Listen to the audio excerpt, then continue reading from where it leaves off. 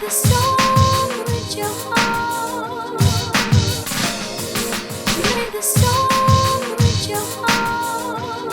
Piggyback off that, there was some debates going around. It's a little quick things going around social media, even in our group chat. Is this Celtics team a super team, in your opinion?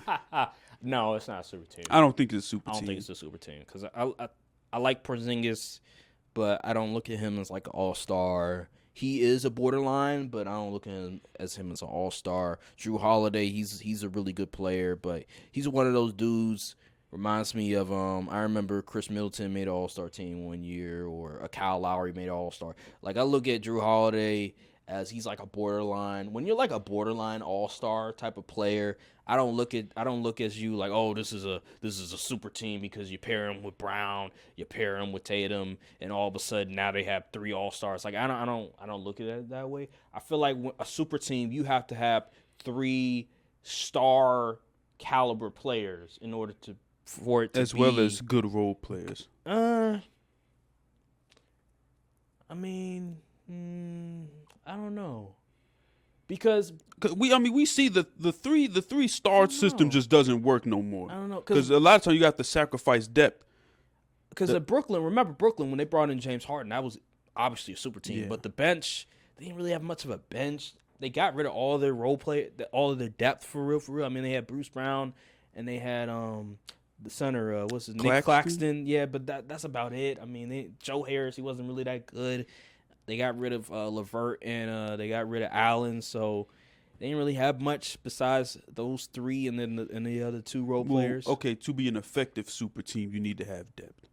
But yeah, that was a super team. You need like two really good role players. I can't call this Celtics team a super team because I would have to call the 2021 Bucks a super team because they're built like from 1 to 5. They have similar. Obviously, I believe Porziņģis, he's better than Brook Lopez, obviously.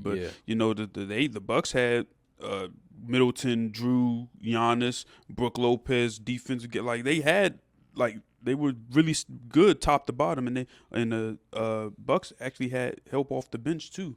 Yeah. So, yeah, I can't call this no super team. Yeah, people want to. I think they just trying to get it off so they could push Tatum slander. Like, oh, he had a super team. I'm like, come on, let's not be disingenuous. It's a real. They're built really well. Yeah, they're a really good. They're team. built really well. Like for the modern NBA, this is the perfect team to build. When you have the 3-and-D, when you have two-way players, when you have size, when you have athleticism, you have shooting.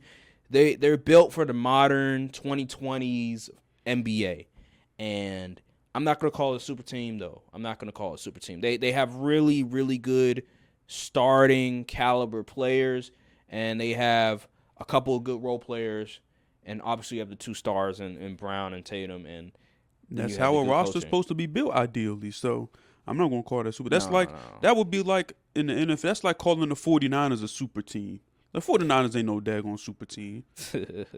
Right. They're just a really good roster. That's just what it is. Right. So that's just how I look at it. I don't think it's a super team. Darvin Ham wouldn't be in the finals with this roster. No, he wouldn't. He would have found a way to screw it up against the Nuggets or the Timberwolves. He would have found a way to screw it up. So, yeah, man, like the last super team was the Brooklyn Nets with Kyrie, with James Harden, with Kevin Durant. And the last good super team was the Warriors. Yeah. Because they had a system and they all bought into that system and it really worked. A lot of off-ball movement. Kevin Durant and Stephen Curry and Klay Thompson you have 3 of the top 5 best shooters in the game on one team. Like, that's just not fair. That was crazy. Looking back. Just let me be.